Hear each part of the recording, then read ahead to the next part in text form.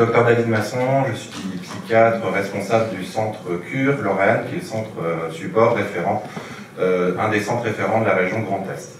Je remercie beaucoup Nicolas de cette invitation pour parler d'un sujet très très vaste. Alors le temps est très court, il est déjà midi, donc je vais essayer d'aller droit au but, mais sur un sujet qui nécessiterait plusieurs interventions.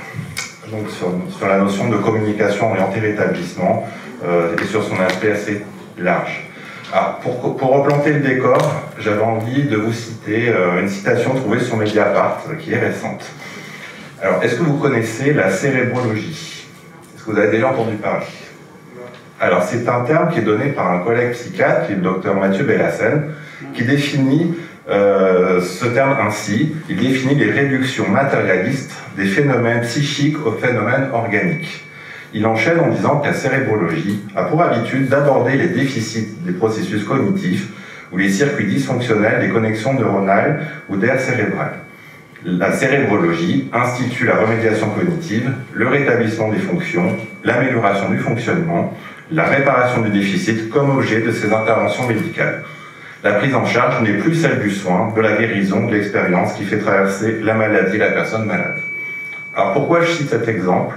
C'est aussi pour montrer qu'il faut aussi se poser la question de la communication sur la réadaptation psychosociale qui doit dépasser le cadre de notre réseau et de la base commune que l'on a, et sur l'importance de cette communication à plusieurs niveaux, que ce soit au niveau de l'usager, mais aussi des professionnels sanitaires, médico-sociaux et sociaux, mais également au niveau de la population générale et des réseaux sociaux. Alors, quelques éléments autour de la communication, je vais aller assez rapidement là-dessus. Avec la définition, qu'est-ce que c'est? Quelque chose d'important, c'est mettre en commun, faire part, partager. À quoi ça sert? Ça sert à donner de la connaissance, c'est-à-dire d'amener de l'information, d'éveiller l'intérêt, et également de pouvoir persuader, c'est-à-dire pouvoir enchaîner une action. C'est quelque chose d'extrêmement important à l'heure où on doit pouvoir persuader de développer ce type de soins au plus proche de la population. Et les niveaux vont être très différents en fonction des objectifs. Ça ne va pas être le même objectif de communication avec directement au contact de la personne concernée qu'avec nos organismes de tutelle ou avec le grand public ou les médias et les réseaux sociaux. En tout cas, en termes de communication, il y a déjà un enjeu dès le départ auprès de l'usager, puisque c'est un chemin, on le sait, qui est compliqué, qui peut être semé d'embûches pour des motifs contextuels, notamment d'accès aux soins, j'en parlerai un petit peu après, et puis aussi des motifs dont on a parlé dans la matinée, la perte d'espoir, d'autostigmatisation, de motivation, etc., qui sont des éléments à prendre en compte. Ce qui implique finalement des techniques de communication, on doit pouvoir le proposer aussi, c'est un préambule absolument capital et indispensable pour faciliter l'engagement des personnes qui viennent nous voir. J'ai repris quelques éléments, je ne vais pas rentrer dans les détails parce qu'on connaît ça très très bien. Il y a des éléments qui concernent nos propres techniques d'entretien avec les personnes concernées, que ce soit au niveau de l'attitude, c'est-à-dire de la posture, etc. Des attitudes qui peuvent être stigmatisantes. C'est aussi dans nos messages prendre en compte les troubles cognitifs, s'il y a des problèmes de mémoire, faire des messages courts, faire attention sur les intentions, s'il y a des problèmes de théorie de l'esprit, etc. Et puis toujours être vecteur d'espoir, d'optimisme, de normaliser au maximum et d'utiliser des techniques d'entretien motivationnel. On les connaît aussi très très bien, l'écoute réflexive, l'empathie, le renforcement positif, etc. Donc il y a quand même une technicité de la communication qui ne s'improvise pas, qui s'apprend et qui s'entraîne. Et puis il y a aussi cet élément des proches, qui est aussi un élément important, c'est prendre en compte la perte de repères, la découverte d'un milieu et d'un univers inconnu, à la fois par rapport aux soins psychiatriques, mais aussi par rapport aux éléments de la maladie, et aussi de travailler autour des représentations de la maladie mentale, de la psychiatrie. Justement, en parlant de la représentation de la psychiatrie de troubles psychiques, moi j'aime bien ce dessin-là parce que il montre un petit peu ce qu'est la psychiatrie. Donc on a un chevalier qui vient, c'est vous l'effroyable, le terrifiant dragon dont tout le comté parle. Mais j'ai un très bon attaché de presse avec le petit dragon. Et je trouve qu'actuellement la psychiatrie est souvent entraînée là-dedans, c'est-à-dire que le petit dragon, on en fait une montagne. Et malheureusement, on en a eu plusieurs éléments dans le contexte récent d'actualité qui malheureusement le rappellent. Et ça, cette image-là, les gens l'ont aussi, et les personnes concernées également. Qu'est-ce qu'on trouve chez les personnes concernées? Des exemples dans ma pratique, hein. Bonjour docteur, il paraît que je suis schizophrène, mais j'y crois pas, vous savez, les schizophrènes sont dangereux, ils devraient être internés, je ne le suis pas. 30 ans, donc plus jeune, Anthony, hein. On m'a dit que j'étais pas schizophrène, car je sais que j'ai un trouble avec des hallucinations, et les schizophrènes, ils savent pas qu'ils sont malades. Et puis là, on a un bel exemple du white lie effect, donné tout à l'heure par Julien Dubreuil, hein. D'un jeune de 24 ans en rémission totale de sa schizophrénie. Qu'est-ce que vous voulez que j'attende de la vie? J'ai une schizophrénie, soit je vais tuer quelqu'un, soit je vais finir en HP. Ouais. Alors, on a eu cette année-là de Covid a été quand même quelque chose d'extrêmement important, d'un point de vue de la mise en avant des fake news, du bullshit, etc. En psychiatrie et en réhabilitation psychosociale, on n'y échappe pas. Donc, je vous ai parlé de célébrologie tout à l'heure, il y a l'aspect neuroscientifique également. Et puis des éléments de relativisme, alors qu'on peut voir sur les réseaux sociaux, mais également dans des présentations faites sur la réhabilitation psychosociale. Par exemple, l'ARC, j'en ai dans le service où je suis, on ne peut pas dire que les effets soient géniaux. Donc le relativisme, c'est-à-dire c'est de mettre au même niveau tous les points de vue. L'intellectualisme, où là on est sur un sophisme aussi particulier de priorisation, c'est pourquoi privilégier le rétablissement, il faudrait déjà arrêter de fermer des lits. Ça, c'est quand on commence à présenter, notamment aux syndicats, où on a cette problématique qui est souvent identifiée comme prioritaire. L'axe populiste, où ça c'est un petit peu compliqué aussi. Oui, mais on n'était pas vraiment sûr que ça marche, votre truc. Et puis dans le temps, ça va investir des activités vraiment utiles aux patients, mais ça dérange les dirigeants néolibéraux. Ça aussi, c'est des effets qu'on rencontre, pseudo-résistance. Hein. Je vais prendre toutes les ressources possibles pour la prochaine réunion. L'éduc et l'infirmier vont nous faire un tour de leur formation en réhabilitation psychosociale pour défendre notre position. Et l'invalidation, c'est un rouleau compresseur, on ne parle pas de la même chose avec eux. Le rétablissement, c'est une grande arnaque. Donc, il faut avoir ces éléments-là en tête. Il faut pouvoir, je pense aussi, avoir bien préparé à avoir ces éléments-là pour dépasser aussi ces aspects-là. Mais en tout cas, c'est quelque chose qui existe. Et puis de ce fait-là, je me suis posé la question, quelle doit être la représentation de la réhabilitation psychosociale sur les réseaux sociaux. Alors de ce fait-là, j'ai tapé tout simplement hashtag réhabilitation psychosociale. Alors quand on tape ça sur LinkedIn, là on a pas mal de résultats. On a 1200 résultats au moins au niveau des personnes, un certain nombre de structures, notamment un certain nombre d'entre vous qui sont représentés. Il y a un certain nombre de données. Après, quand on va sur Facebook, ça devient un petit peu plus restreint. Donc, il y a un groupe qui est bien actif, c'est le groupe Remédiation cognitive et réhabilitation psychosociale, où il y a pas mal d'entre nous aussi qui publient dessus. Et puis, il y a le centre ressources, le CRR aussi, qui est présenté. On en parlait tout à l'heure, où il y a 3400 personnes qui aiment ça. Et puis alors, après, ça va devenir de plus en plus faible, où là, sur Instagram, vous tapez hashtag réhabilitation psychosociale, il y a moins de 100 publications. Et puis sur Twitter, vous tapez hashtag réhabilitation psychosociale, là on est 3, on a un petit sentiment de solitude, parce que je suis seul à avoir mis réhabilitation psychosociale dans ma biographie. Donc, avis à ceux qui veulent nous rejoindre, je suis ravi de ne plus être forcément une situation de niche. Alors de ce fait-là, avec ça, je me suis posé la question, mais finalement, qu'est la représentation psychosociale, notamment sur les réseaux sociaux? Et j'ai voulu, suite à l'invitation de Nicolas, proposer une enquête que j'ai donnée à la réhabilitation psychosociale et vous. Donc l'objectif, c'est finalement de mieux connaître les connaissances et représentations de la réhabilitation psychosociale, en posant l'hypothèse que ça avait l'air visiblement pas forcément bien connu, mais j'avais besoin d'aller vérifier ça. Donc j'ai créé un petit questionnaire en 18 questions qui était ouvert à tous. Donc il n'y avait pas de choix, enfin c'était ouvert à l'ensemble du grand public. Et il a été ouvert sur les réseaux sociaux le 23 mai 2021. Il a été également partagé par le site et le centre ressources que je remercie pour leur aide précieuse. C'est un questionnaire anonyme qui se remplissait entre 5 et 10 minutes, donc ça allait assez vite. Quelques éléments de résultats partagés avec vous.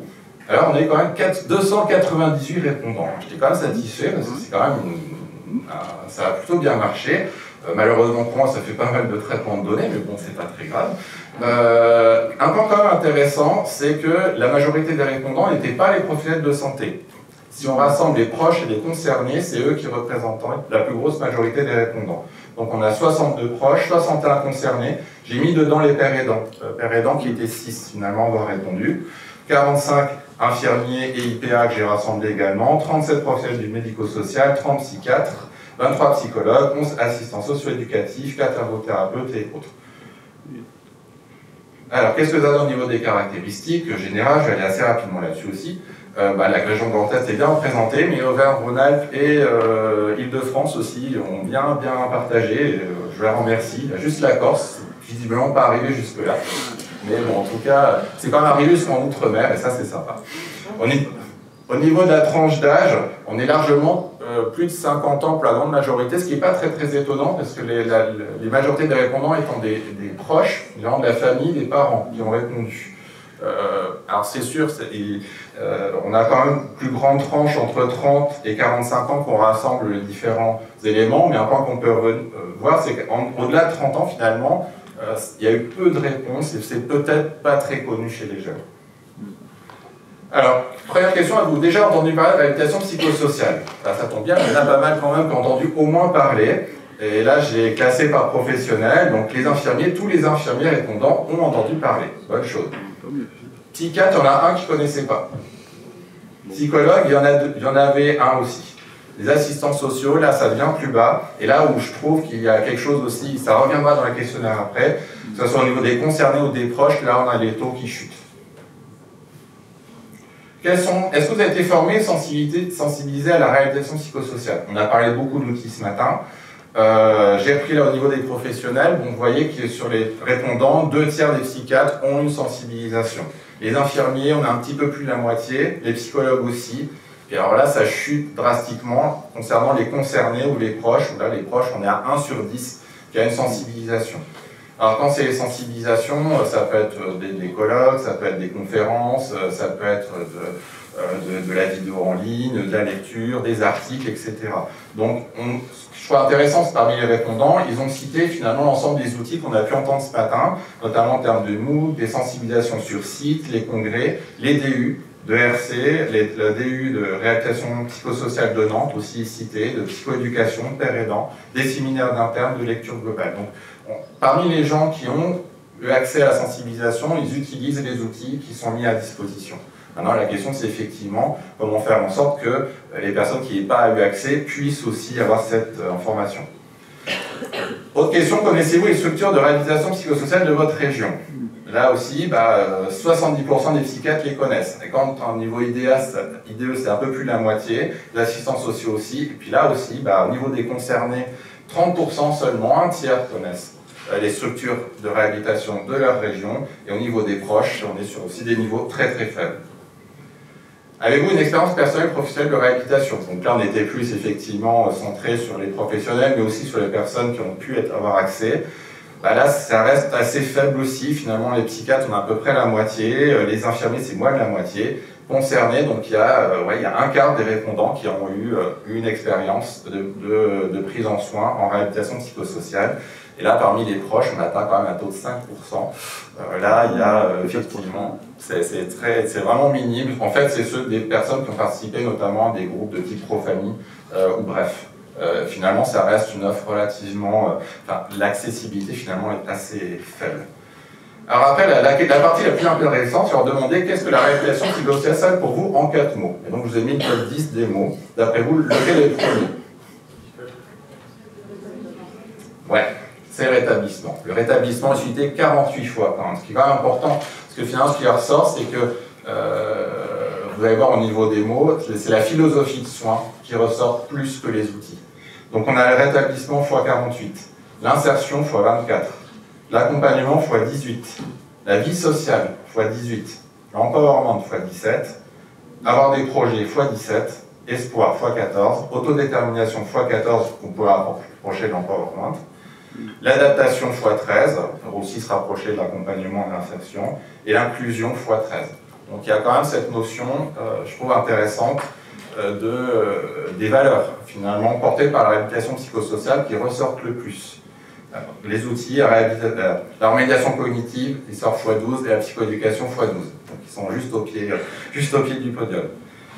Alors j'ai pas tout mis, mais bon, il faut savoir qu'il y a 188 mots différents qui ont été donnés. C'est quand même pas mal. Alors là, j'ai fait une espèce d'arborescence sans rentrer dans les détails.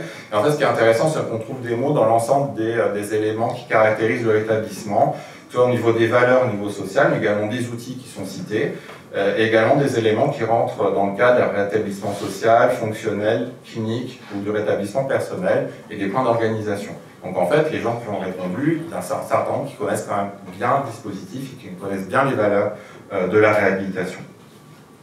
Alors, évidemment, je ne pouvais pas passer à côté des inclassables, c'est-à-dire des réponses que je ne savais pas où mettre, donc je vous partage. Donc bizarre, c'est à la mode, c'est flou, c'est de la poudre aux yeux, c'est normaliste, simpliste, libéral, c'est de l'endoctrinement, de la méthode Coué.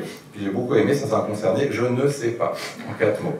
Alors, il faut savoir aussi que les quelques personnes minoritaires qui ont répondu ces mots-là, ce sont des professionnels de santé, psychiatres ou psychologues. Il n'y a pas de concernés, ni de famille, ni de proches, ni d'autres qui ont donné ces éléments-là.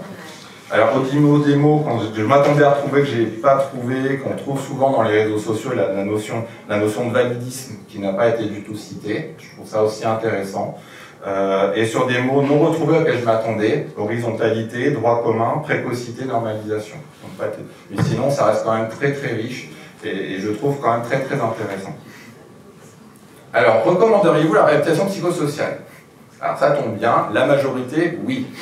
Mais là, pareil, au niveau des infirmiers, des psychiatres, je dirais que selon qu'on le voit, il n'y a que 2 tiers des psychiatres qui recommanderaient. Donc il y a quand même du travail encore à faire. Les psychologues, quand même, un peu plus de la moitié. Bon, là, il y a aussi quelque chose à travailler à ce niveau-là. Malheureusement, au niveau des concernés et des proches, on est aussi sur des taux qui sont en dessous de la moyenne, sachant que je leur demande aussi pourquoi ils ne recommandent pas. Pour beaucoup, c'est par méconnaissance, manque de clarification ou pas pouvoir y avoir accès aussi. Il y a aussi recommandation parce que je ne peux pas avoir accès à ce type de dispositif, à ce type d'outil. En conclusion, la réhabilitation psychosociale, elle est représentée comme porteuse de valeur et d'espoir. Donc quand même, c'est quelque chose qu'il faut se féliciter du travail qui est fait sur l'aspect communication autour, mais elle est surtout porteuse d'espoir, un petit bémol, surtout pour les professionnels qui y travaillent, les personnes concernées, les proches qui ont pu en avoir entendu parler et puis y avoir accès. Elle doit donc être portée plus largement au niveau des projets du grand public. La communication est un outil indispensable à notre engagement. Et je finirai sur cette conclusion. La réhabilitation psychosociale est porteuse d'un dynamisme à communiquer. Dynamisme à communiquer sur la qualité de nos accompagnements avec les usagers. Dynamisme à communiquer auprès de nos collègues, des professionnels, des tutelles pour le développer. Dynamisme à communiquer de manière large pour aider les personnes concernées et leurs proches à pouvoir y accéder. Et cela tombe bien justement, et c'est la dernière donnée pour aujourd'hui, 164 des personnes interrogées souhaitent davantage d'informations. Donc, allons-y. Je vous remercie.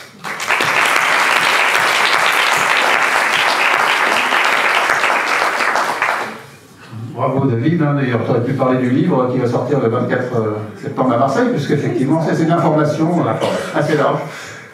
Tu peux donner le titre si tu veux. Des 100 porteurs d'espoir en psychiatrie, à la réhabilitation psychosociale, que j'ai eu la chance de coécrire avec Nicolas.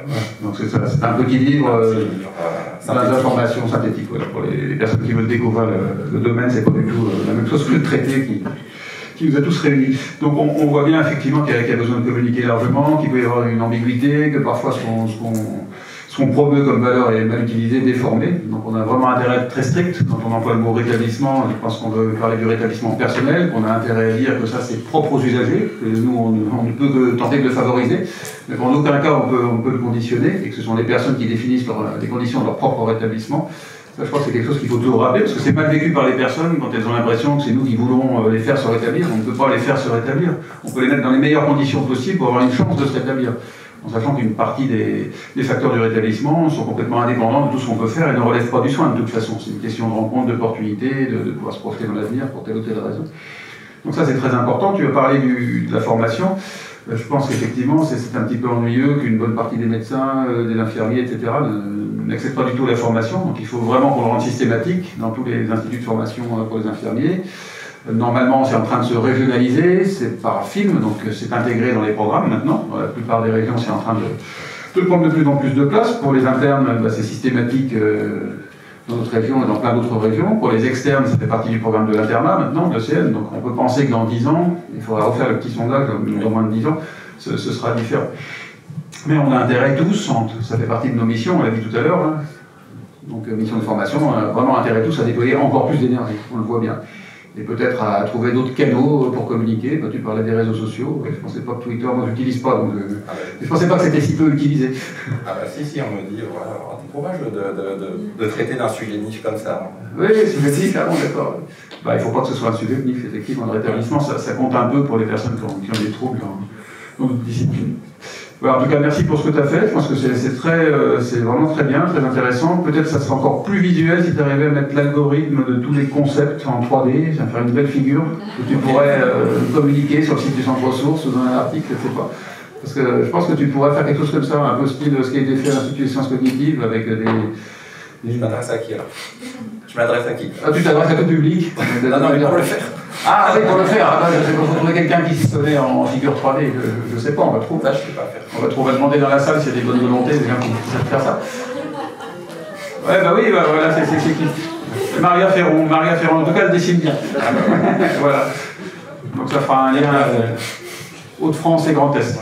Voilà. Il y a peut-être des réactions et des questions avant de passer à la pause du déjeuner. Oui, c'est dit Antoine, je crois, là derrière le masque. Il faut parler très fort et reprendre les questions pour ceux qui sont en ligne. Alors, du coup, c'est est-ce que, en fonction des... est-ce qu'il y a les données de qui a répondu via quel canal? Par exemple, est-ce que c'est plus les usagers qui ont répondu via Twitter ou etc. Non, j'ai pas. Okay. Malheureusement, ça a été diffusé sur LinkedIn, Twitter, Facebook et par le site du centre support, donc j'ai pas le canal. Ok, bah, c'est dommage, mais en tout cas, il y a une autre étude du style qui est faite pour voir qui regarde plus quoi. Si par exemple les usagers ont répondu via Twitter et les pros via LinkedIn ou des choses comme ça, qu'est-ce qu'on diffuse où et comment est-ce qu'on s'adresse plus à un type de... enfin à un groupe ou à un autre oui, après quand c'est le même lien, c'est pas forcément simple, mais je pense que ça peut être intéressant à analyser pour quelque chose d'autre. Voilà. Alors, désolé, j'ai pas pensé au départ à cette question-là. Non, mais il n'y a pas de souci, c'est juste je trouve que ça peut être intéressant pour la suite. Voilà. Tout à fait. Pas d'autres réflexions, ni questions, ni sur le chat, ça Cécile, non, en particulier.